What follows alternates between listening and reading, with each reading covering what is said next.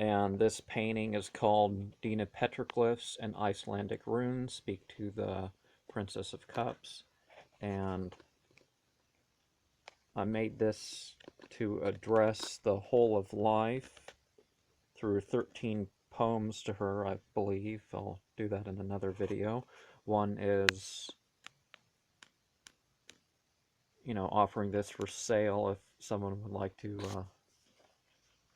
purchase it as well. There's another couple paintings that I have the Princess of Cups card for, and this other one here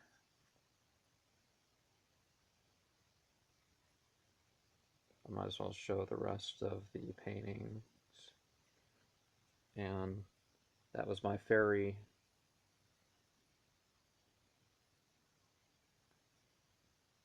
tarot, and this is from the Ekankar Golden Dawn Tarot. And I have this box of 44 letters. The symbols are drawn from the rose that I will mention. I saved the thing. This here is a symbol that in a way represents her because of her period of birth and other ways, which I'm not going to mention here. But the starting of this 15th chapter of Blonde Stranger in the Creek is called Loving Hearts, and I'll open this with a poem from the 17th day of the 11th month of 1434. It's the 5th day of the 4th month of 1437. Wrapped in blue, she emerges from a long winter.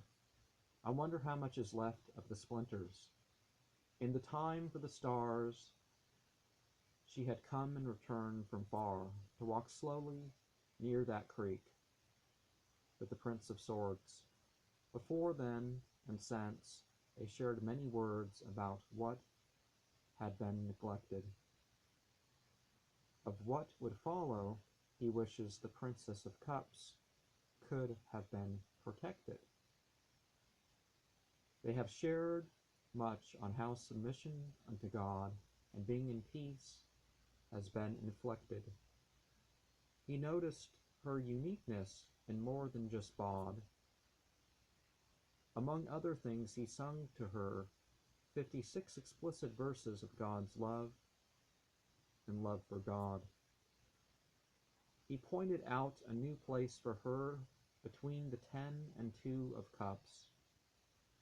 Mutual understanding is the best he can offer for sups. Neither knows what the other will be to each other. As a noun and a verb, they are to love every other. Just like then, today is rather cool. Even if you don't keep turning towards the right and descend into a deeper sort of night, you'll always be my April Fool. As much as the Prince of Swords has referred to his diaries and messages to talk about the Princess of Cups, the focus has been on his experience of encounters with her. The following is an attempt to focus on her words about their meetings and other communications. As much as other feelings appeared at a later time, both of them can admit that it didn't start with romantic intentions. Feelings analogous to the lover and beloved would become and stay a major part of how it continued. The sharing around ideas on the relationship with God and creation that we call religion has also been a central factor. They met never expecting physical contact. They only met to better communicate the ideas on self-improvement. She has yet to accept a version of his path, but she has been supportive and interactive about it to this day. The day they met, she had taken a CD of Qoor'aan with the Muhammad Marmaduke Pickthall translation. That day from him saying she would listen to it over the next few months or so. She said somebody she knew threw it out of a moving car. However, she was to hear many of the verses said, read, translated, and commented on through his voice over the next 4 years. One group he was sure to share with her were the 56 verses explicitly about love by and for God in Al-Quran, and of course a 57th, which is about love between the believing community.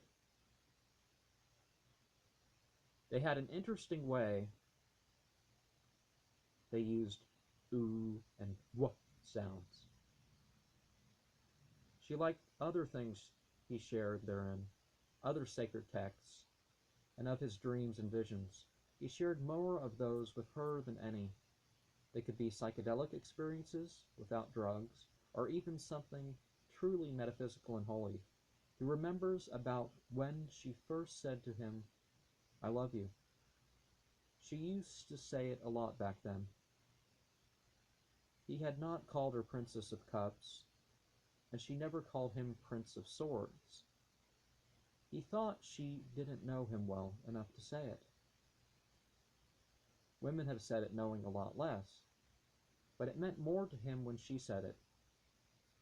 He doesn't remember how she explained it when she did. It did sound sincere, and she did make him feel different and special, the way she described it. He became quite comfortable hearing that from her back then. Other events of the time just seemed less important to him. There was a year of sparse communication between the Princess of Cups and the Prince of Swords between May of 2008 and May of 2009. She re-established contact with him after his birthday, telling how she wanted him. He reminded her of how he believed in chastity and how things had to be more than romance for him. "I want it to mean something. I want it to be the right thing."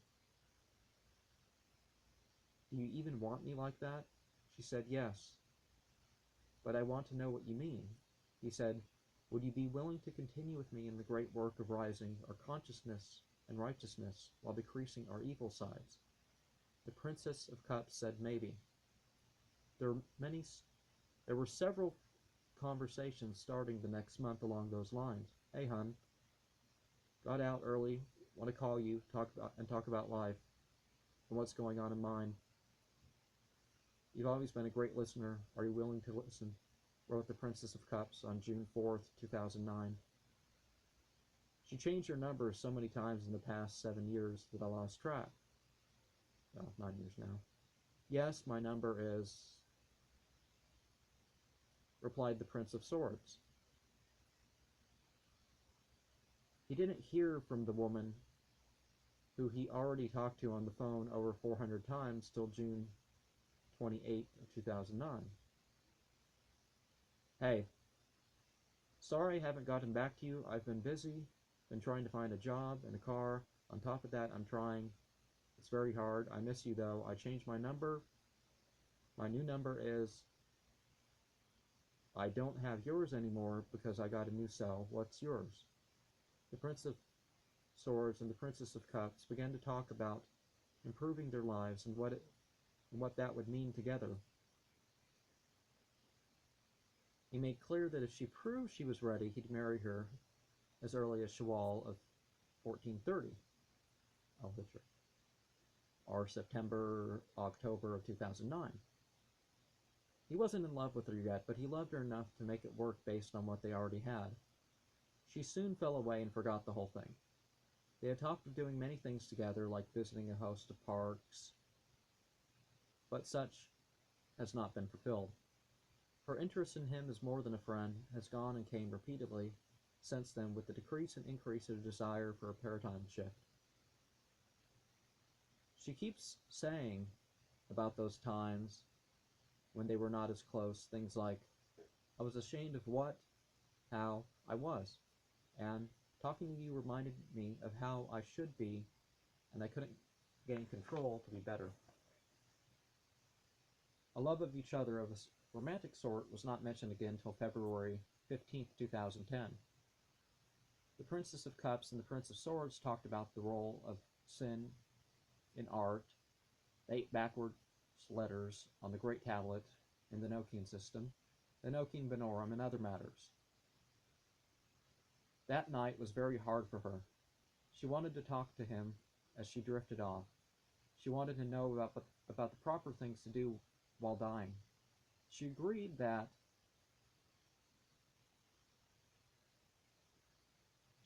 with what I had to say about peace, relaxation, and thinking of God as singular and transcendent. She said, I feel like there is something I am supposed to say. What am I to say? He heard her fall and tried to get her to respond, and then phoned someone to go check on her, with no success. He was instantly worried, but she called back an hour and a half or so later, and that time the Prince of Swords realized how he had a deep love for the Princess of Cups that was without compromise. It didn't mean he would support everything she did, or even tolerate wrong from her, but he had to tell her. She got more upset, and with a breaking voice said, we can't, not the way I am. Since then, there have been other incidences where she made clear that she cared for him enough not to be around when it would mean a risk of his physical, mental, or spiritual health. He would remind her every so many months how he loved her and would always love her no matter what problems there were. By the end of 2010, she forgot how he felt. On December 17th of 2010, the Princess of Cups wrote, I love and miss talking with you. You were such a beautiful person inside and out, and I'm sorry I neglected you. The Prince of Swords knew that it was not a rejection of him, but a rejection of change and what a greater friendship or more would mean to their lives. He had excused her and explained how he understood. Anyways, you were very special to me. P.S. I'd love a translation of Qoor'aan. I am willing to read it. She told him the next year that she only read the first 226 verses of the Abdullah Yusuf Ali translation.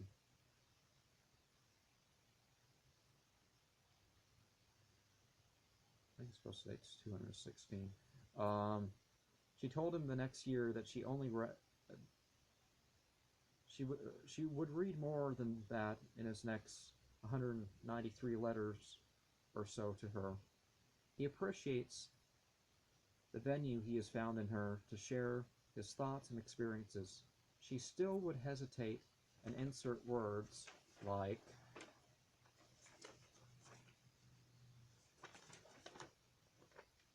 buddy after I love you to conceal her feelings.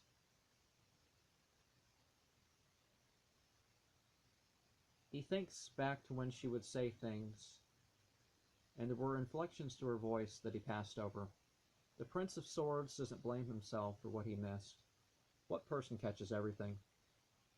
People can only be truly open and happy when they want.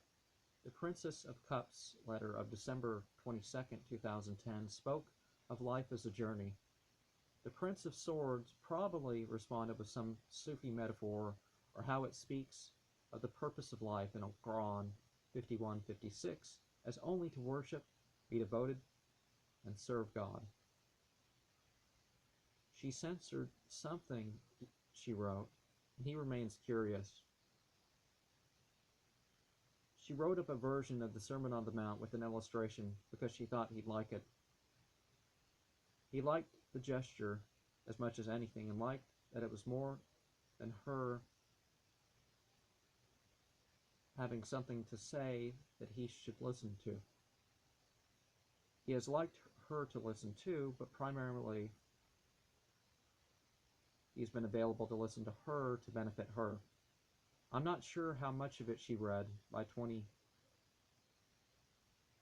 the 27th of December. That's the next year. She said she only finished the 19th page of the translation in that printing.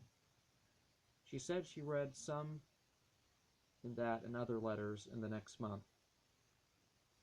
The Princess of Cups said, "I don't think anything you say displeasing.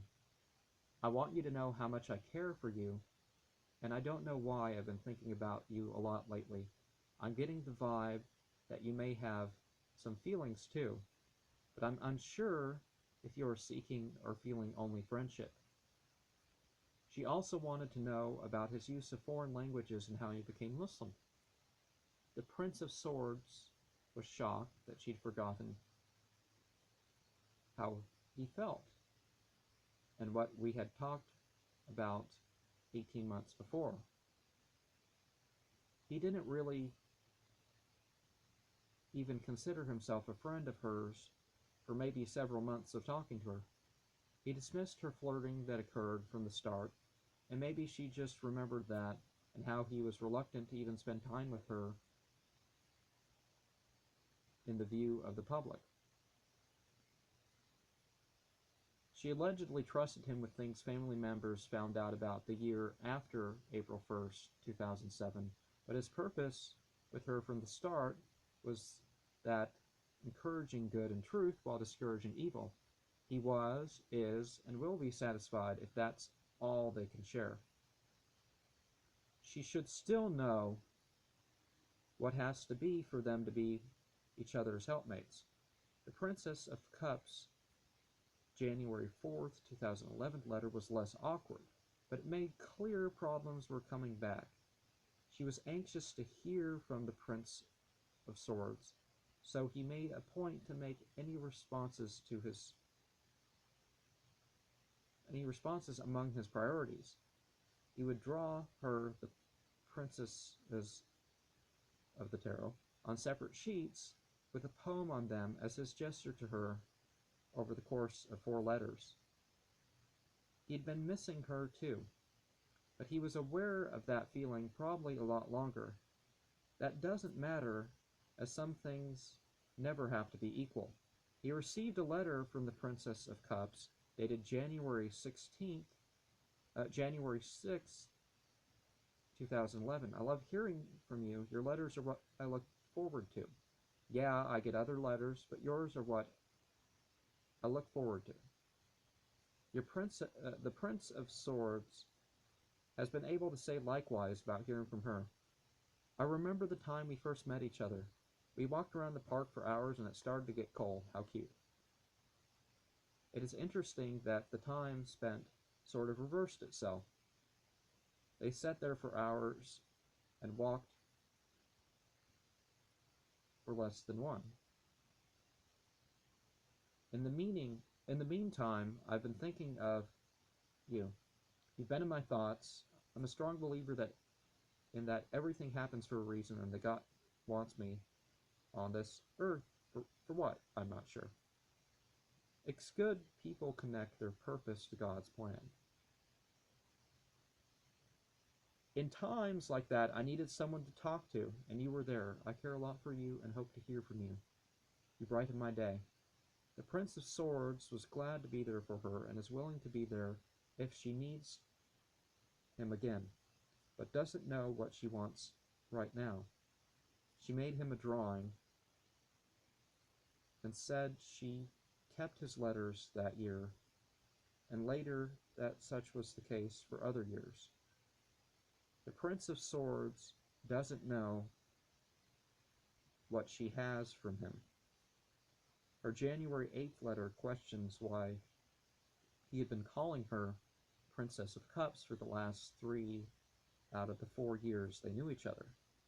She promised a nickname then, but Prince of Swords, as the first one of a personal nature, didn't come till the 2nd month of 1434 Al-Hijra. As much as people will call people princess to insult them, I remind that it is a term of endearment and relationship to be labeled as such in the tarot of my life. She describes an attachment to a movie from 2006 that could have been seen as a warning sign in her life of problems that had been and were to remain. He had spent a lot of time warning her about the effect of media on her life. He hopes she'll learn from that, at least. The letter from the Princess of Cups from the 9th of January 2011 mentions how she thought his eyes were blue, but she wanted to make sure.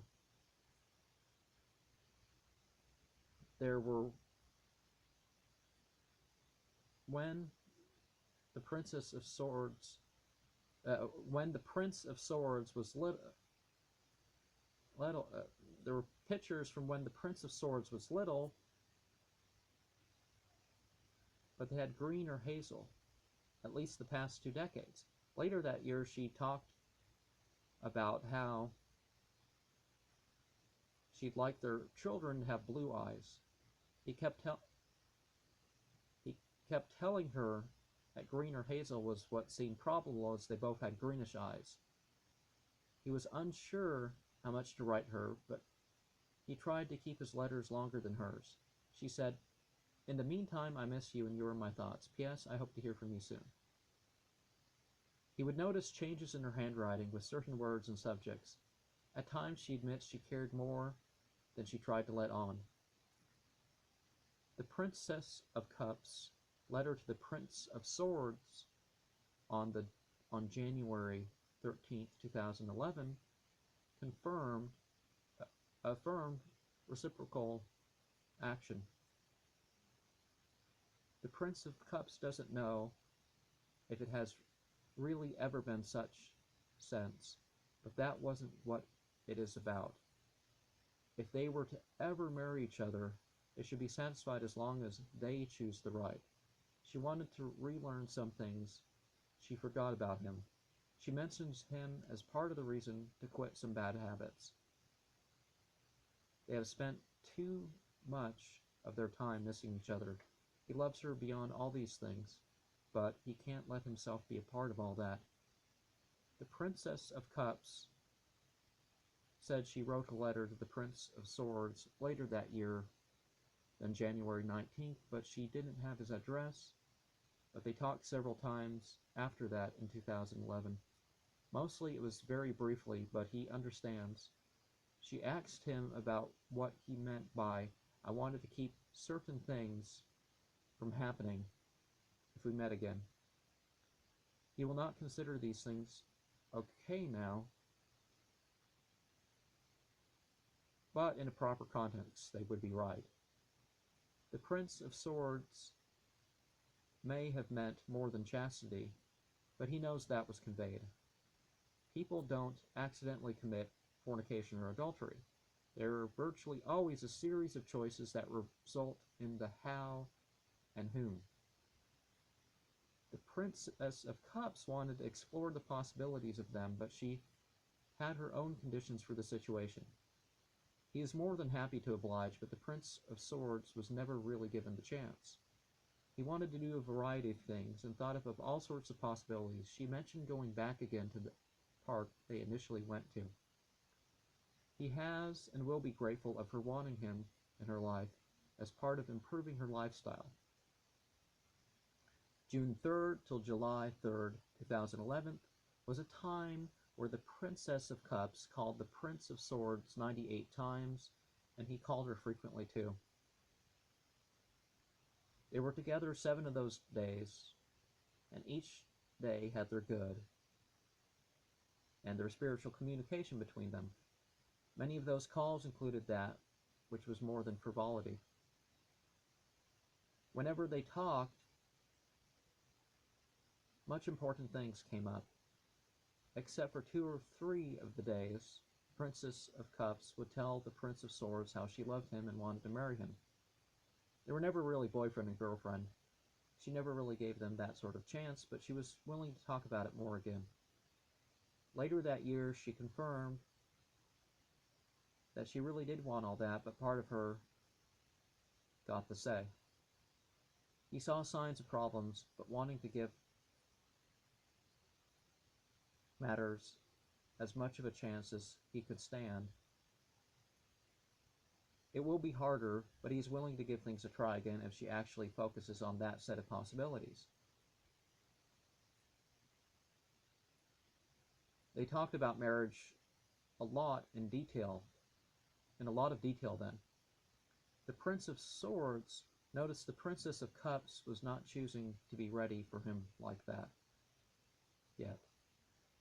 She still isn't for anyone. And that and many other things are signs of hope for her future. She is not ultimately lost. On July 5th, around 1:45 p.m., she phoned him, but changed her mind about wanting to be with him by the time he called back later that afternoon. The Princess of Cups said, "I don't want to talk to anyone right now, really." The Prince of Swords knew what was going on, but it wasn't like he could make her be honest and open about matters.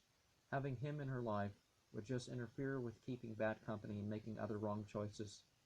The Prince of Swords might be available for her like that in the future if the Princess of Cups is ever good for their health. The Prince of Swords had told her in the car on Saturday, 18th of June 2011, "I would rather have you better than be with you." Like then, it was a helpless sort of goodbye without saying the words. It wasn't that it would be impossible for her to be her best with another. It was that he wouldn't tolerate certain things just to be with her. He wanted to be a part of her success and expected her to live up to a certain degree of her potential. The next letter about the Princess of Cups. The next letter the Princess of Cups wrote the Prince of Swords was April 13th, 2012. She was rather surprised to read from him and wondered how he knew what was going on. It was intuition that let him know something was up, and maybe it was a good time to try to uplift her somehow. She wanted him to write every day, even though she couldn't write back as much. She tried to hide her feelings, but things were awkward between them. The Prince of Swords reminded the Princess of Cups that it didn't have to be weird between them. He'd be there for her in a non-romantic context. They were like that many times before. April 20th, 2012 was the next letter sent to the Prince of Swords, was received from the Princess of Cups. She had forgotten that he had romantic feelings about her before 2011. She had forgotten that she had flirted with him and declared feelings long before he did. They were different people, but he thought that is how they can work for each other. She agreed it could be possible someday. She apologized for denying him. The Prince of Swords still isn't quite sure exactly what she meant. The Princess of Cups said, "I don't think we are meant to be. At least not right now." There were aberrations in her statements. He was conflicted too, but agreed that changes would be needed for him to consider them for that again. He wasn't asking for it, but offered to be there to benefit her mentally and spiritually. "Dearest," and some other stuff her and apparently others wrote on June 25th, 2012. The context made clear how much the Princess of Cups had been telling others about the Prince of Swords, but it made him worry about her. If she was crazy, he'd still love her. She must have made clear how he was unique in thought, behavior, and appearances. She liked his religiosity, even though she wasn't living a spiritual life herself. The Prince of Swords has fulfilled her request that day for 100 more letters. Well, more now. The Princess of Cups connects fate, their initial interaction, and continued reuniting. The next letter came from July 26, 2012. The Princess of Cups was puzzled at how he seems to know her situation without being told. Intuition is a funny thing that seems to connect the Prince of Swords to her in the past 6 years. Well, 9 now. Things were difficult for her, and she wanted to obscure her feelings. He could tell from the style that the "I miss you too" and such things were more than just separation friends. The Princess of Cups told the Prince of Swords this later in one of their talks. She tried to make things conditional back then, but his condition has always been about her doing the right thing. It wasn't about a trade for him. He can't be with her as long as behaviors control her rather than her controlling behaviors.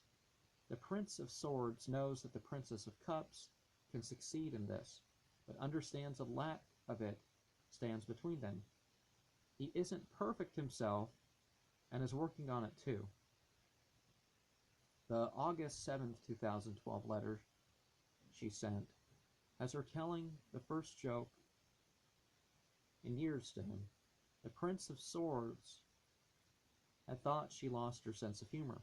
The Princess of Cups wanted him to visit her, but it would be very difficult for him without a car. He didn't visit like that till Tuesday, the 29th of January, and Monday, the 11th of February in 2013. He wishes she would visit him too sometime. She apologized for asking difficult things from him, but he did it to help. The Princess of Cups remarked how she missed how they used to talk more and the understanding they once had of each other, and added, "By the way, I still understand you sometimes. Some days more than others. I value our friendship as always. Keep writing. I love you." He wants to be, but it's confusing.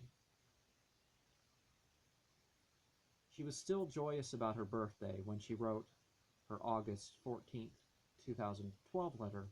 He knows that it is the 12th, but never puts any importance on anyone's birthday beyond the detail it is. The Princess of Cups looked forward to the difficulty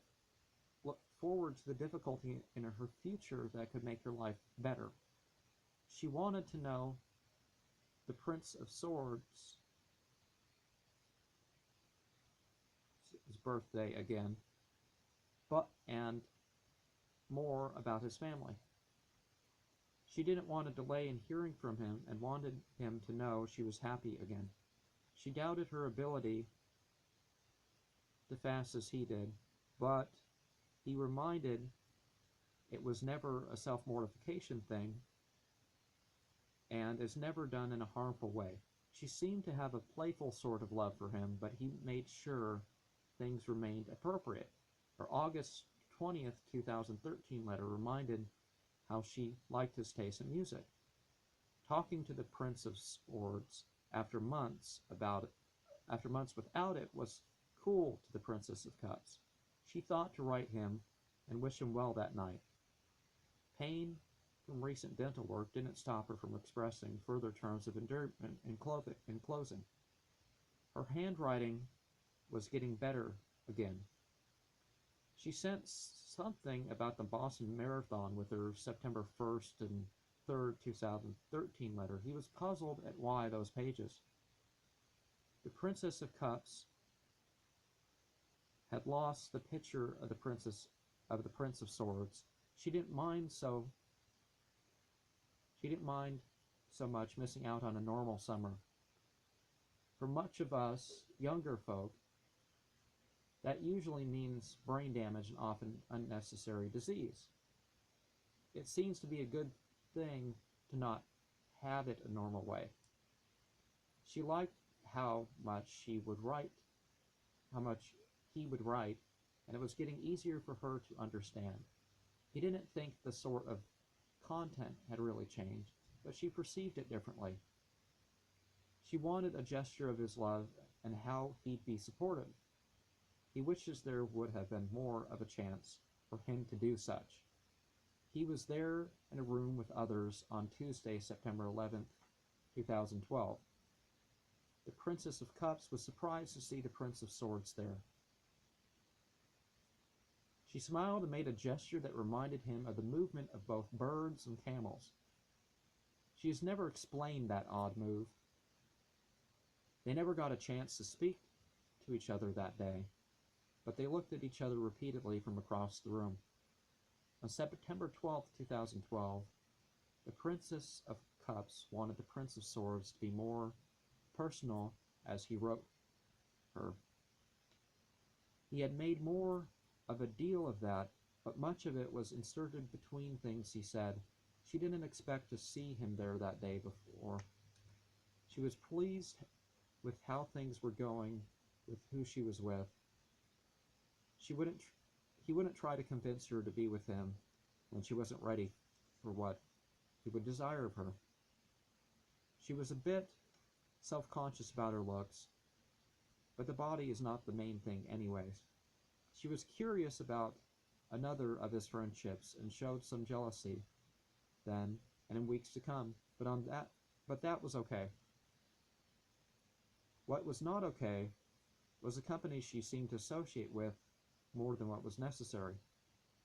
After all, bad company is one of the 4 poisons of the heart from the sermon of Prophet Muhammad. She was realizing more and more that the easier way is not always the best way. She wanted him to know they would talk soon enough. She was antsy about not knowing how he might interact with those she knew, but wanted to remind him she still had love for him. She bordered her letter with designs. She bordered the first sheet with 5 squiggles, the second with 12 hearts, and the last with 6 lightning bolts. May she adapt to something like the 5 daily sessions of vibrations. May she express her love righteously throughout all months. May she have the realizations that connect her with the divine. The September 20th letter reminded him how she looked forward to their conversations.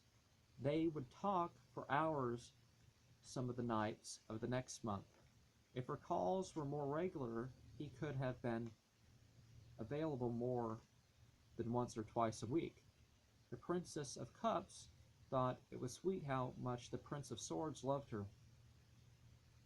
She had started to try to make a point to compliment him again. She just wanted to be sure to return some of the honest flattery he would show her. She liked his sense of romantic sentiment, and that whoever's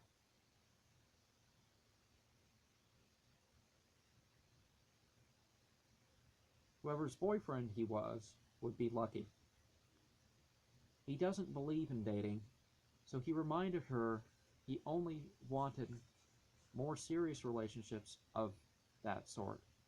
Things aren't the same without you, said the Princess of Cups before changing it. The Prince of Swords felt the same and wished things were different.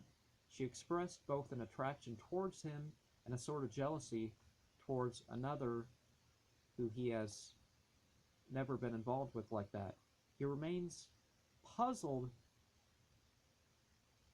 who she hasn't had him in her company more, at least as a motivation towards the beneficial change she kept not completing. This is especially the case as some of it would be needed if he was to do well being around her more. Her letter on September 23rd, 2012 was a harder one to read for him. The Princess of Cups thought to change how he felt about matters by sending a printout of Bible verses, sending a print out of a section of Bible verses. The Prince of Swords may have agreed with some of what was said, but the whole Bible thumper approach doesn't work like actually saying what one personally thinks or feels about an issue. Verse quoting is perfectly fine, but usually with commentary or relation. She did admit that some of what was going on with others was not right, and the Prince of Swords was glad she was open enough to share her problems. The Princess of Cups was coming to realize that it's easier when not resisting the change towards good that others were calling her towards too. She shared further issues and wanted to tell more than she realizes that even if it was a mutual wrong, she was still sorry how things went with others. She doesn't want the ill effect that she has left at times to remain, but some of that will take time to make it right. Sometimes the Princess of Cups was pleased at the level of awareness the Prince of Swords had of her, and other times she was confused or displeased. But that is just the nature of things. She doesn't want the people she knows to hate him, and thought something she recommended would help. The Prince of Swords had discussed Qoor'aan 3:119 with her before, and its lessons of loving those who don't even like you.